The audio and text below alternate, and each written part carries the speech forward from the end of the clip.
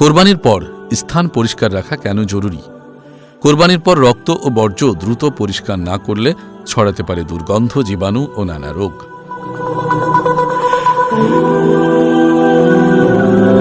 পবিত্র ঈদ উল আজহায় কোরবানির পর সবচেয়ে গুরুত্বপূর্ণ বিষয়গুলোর একটি হল জবাইয়ের স্থান দ্রুত পরিষ্কার করা। বিশেষজ্ঞরা বলছেন, কোরবানির রক্ত ও পশুর বর্জ্য দীর্ঘ সময় পড়ে থাকলে পরিবেশ দূষণের পাশাপাশি বাড়তে পারে রোগ জীবাণুর ঝুঁকি। চিকিৎসক ও পরিবেশবিদদের মতে কোরবানির পরপরই স্থানটি পর্যাপ্ত পানি দিয়ে ভালোভাবে ধুয়ে ফেলতে হবে, কারণ রক্ত ও বর্জ্য থেকে দুর্গন্ধ ছড়ানোর পাশাপাশি মশা মাছির উপদ্রবও বাড়ে।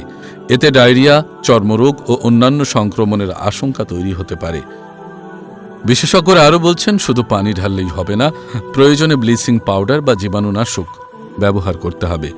এতে জীবাণু দ্রুত নষ্ট হবে এবং পরিবেশ থাকবে নিরাপদ।